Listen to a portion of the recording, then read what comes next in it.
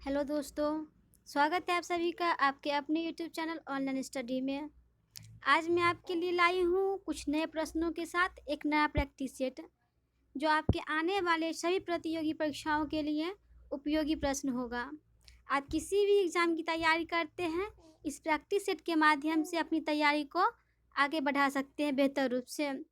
यदि चैनल पर नए हैं, चैनल को सब्सक्राइब जरूर कर लें, साथ ही साथ बेल आइकन को भी ऑन कर लें, जिससे हमारे आने वाले सभी वीडियो का नोटिफिकेशन आपको समय से मिलता रहे। तो चलिए हम देखते हैं इस नए प्रैक्टिस सेट के कुछ नए प्रश्नों को। इससे पीछे का प्रैक्टिस सेट देखना चाहते हैं तो आप लोग चैनल के प्लेलिस्ट में जाएं, वहाँ पे प्लेलिस्ट में सारी वीडियो मिल जाएगी आपको, तो आप लोग वहाँ से लगाएं। चलिए देखते हैं इस प्रैक्टिस सेट के कुछ नए प्रश्नों को। ये रहा हमारा पहला प्रश्न।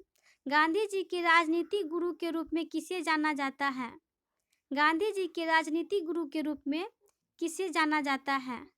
इसका सही आंसर है गोपाल कृष्ण गोखले को। गोपाल कृष्ण गोखले को महात्मा गांधी जी के राजनीतिक गुरु के रूप में जाना जाता है। अगला प्रश्न है, लाख बख्श के नाम से जाना जाने वाला भारतीय शासक कौन था? लाख बख्श के नाम से जाना जाने वाला भारतीय शासक कौन था? इसका सही आंसर है कुतुबुद्दीन ऐबक। कुतुबुद्दीन ऐबक को लाख बख्श के नाम से भी जाना जाता था। अगला प्रश्न है, किसी राज्य का उच्चतम विधि अधिकारी कौन होता है? किसी राज्य का उच्चतम विधि अधिकारी कौन होता है? तो इसका सही आंसर हो जाएगा एडवोकेट जनरल। किसी राज्य का उच्चतम अधिकारी होता है एडवोकेट जनरल। क्वेश्चन नंबर 3 के लिए ऑप्शन नंबर बी हो जाएगा हमारा राइट आंसर। अगला प्रश्न है, हितोपदेश के लेखक हैं। हितोपदेश के लेखक कौन है? इसका सही आंसर है नारायण पंडित। ऑप्शन सी है इसका राइट आंसर। हितोपदेश के लेखक है नारायण पंडित। अगला प्रश्न है हमारा, बुल और बियर किससे संबंधित है? बुल और बियर किससे संबंधित है? तो इसका राइट आंसर है स्टॉक एक्सचेंज से। बुल और बियर का संबंध है स्टॉक एक्सचेंज से।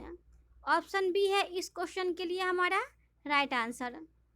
अगला प्रश्न है, भारतीय औद्योगिक विकास बैंक की स्थापना की गई थी। भारतीय औद्योगिक विकास बैंक की स्थापना किस वर्ष की गई थी? तो इसका सही आंसर है हमारा ऑप्शन सी 1964 में। 1964 में भारतीय औद्योगिक विकास बैंक की स्थापना की गई थी। अगला प्रश्न है, रैंड किस देश की मुद्रा है? रैंड किस देश की मुद्रा है? तो इसका सही आंसर हो जाएगा हमारा दक्षिण अफ्रीका की। रैंड मुद्रा है दक्षिण अफ्रीका देश की। ऑप्शन ए हो जाएगा हमारा इस क्वेश्चन के लिए राइट आंसर।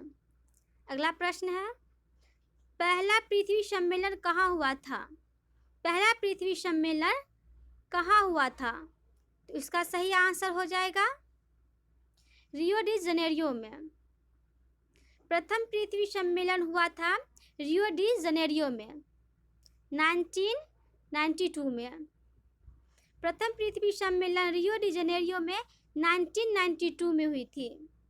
अगला प्रश्न है, निम्नलिखित में कौन सा अभयारण्य विश्व धरोहर घोषित किया गया है?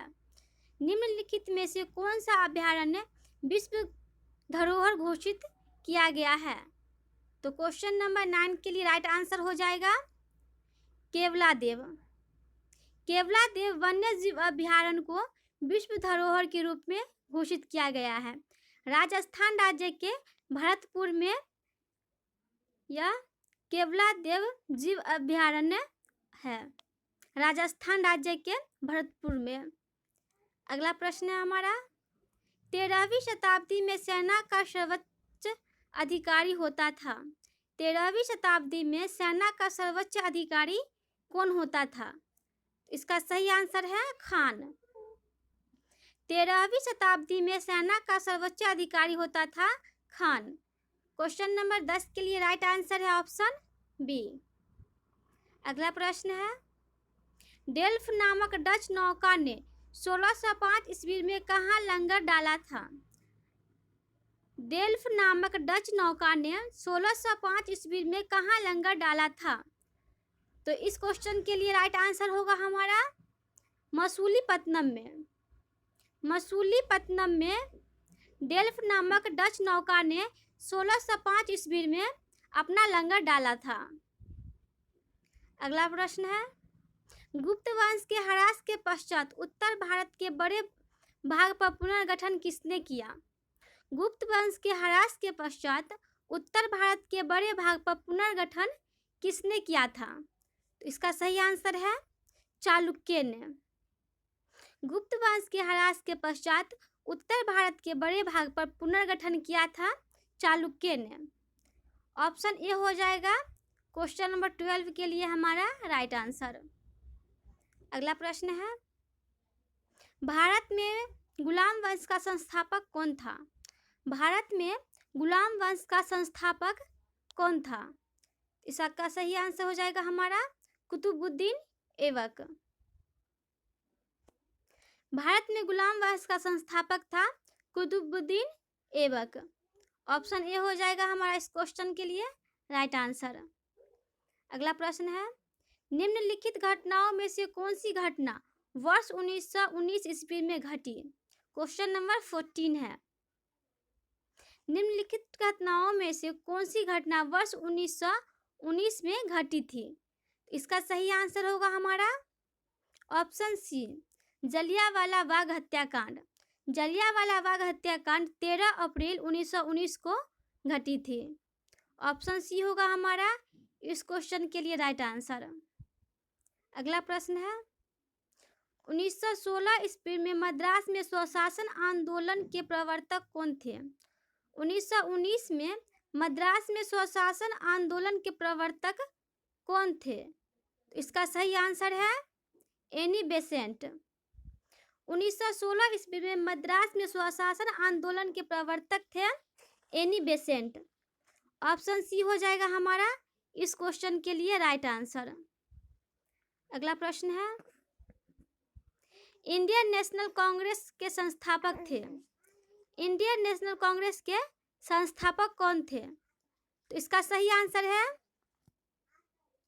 Option B Allan Octavian Hume. Allan Octavian Hume Indian National Congress के संस्थापक थे। ऑप्शन बी हो जाएगा हमारा क्वेश्चन नंबर 16 के लिए राइट आंसर। अगला प्रश्न है, मुस्लिम लीग की स्थापना 1906 ईस्वी में हुई थी। उस समय उसके उद्देश्यों में कौन सी बात सम्मिलित नहीं थी? क्वेश्चन नंबर 17 है। मुस्लिम लीग की स्थापना 1906 ईस्वी में हुई थी। उस समय उसके उद्देश्यों में इन 4 ऑप्शंस में से कौन सी बात सम्मिलित नहीं थी? तो इसका सही आंसर हो जाएगा ऑप्शन डी उपर्युक्त सभी। द्विराष्ट्र सिद्धांत, भारत का सांप्रदायिक विभाजन एवं पाकिस्तान की मांग। इन तीनों ऑप्शंस में से कोई भी बात सम्मिलित नहीं थी मुस्लिम लीग की। ऑप्शन डी होगा इस प्रश्न के लिए हमारा सही आंसर। अगला प्रश्न है, संविधान के किन अनुच्छेदों में मौलिक अधिकारों का वर्णन है? संविधान के किन अनुच्छेदों में मौलिक अधिकारों का वर्णन मिलता है? तो इसका सही आंसर है ऑप्शन नंबर बी 12 से 35।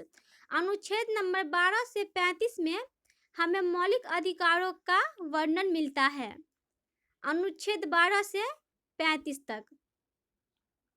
अगला प्रश्न है, वित्त आयोग है। वित्त आयोग कैसा संस्था है? तो इसका सही आंसर है संवैधानिक संस्था। वित्त आयोग एक प्रकार का संवैधानिक संस्था है। ऑप्शन बी होगा हमारा इस प्रश्न के लिए राइट आंसर। अगला प्रश्न देखते हैं। ये क्वेश्चन हमारा इस प्रैक्टिस सेट का लास्ट क्वेश्चन होगा। चैनल पे नए हैं तो चैनल को सब्सक्राइब जरूर कर ले आप लोग। शिक्षा एवं वन संविधान किस सूची के अंतर्गत आते हैं? शिक्षा और वन संविधान के किस सूची के अंतर्गत आते हैं? तो इसका राइट आंसर है समवर्ती सूची। शिक्षा और वन्य संविधान के समवर्ती सूची के अंतर्गत आते हैं। इस प्रश्न के लिए राइट आंसर है हमारा ऑप्शन नंबर बी, समवर्ती सूची। शिक्षा और वन्य को संविधान के समवर्ती सूची के अंतर्गत रखा गया है। ये था हमारा इस प्रैक्टिस सेट का अंतिम क्वेश्चन। चैनल पे नए हैं तो आप लोग चैनल को सब्सक्राइब जरूर कर लें, साथ ही साथ बेल आइकन को भी ऑन करें, जिससे हमारे आने वाले सभी वीडियो का नोटिफिकेशन आपको समय से प्राप्त होता रहे। इससे पीछे का प्रैक्टिस सेट लगाना चाहते हैं तो आप लोग चैनल के प्लेलिस्ट में जाएं, आपको चैनल प्लेलिस्ट मिल जाएगा प्रैक्टिस सेट का, तो आप लोग वहां से आसानी से तैयारी कर सकते हैं।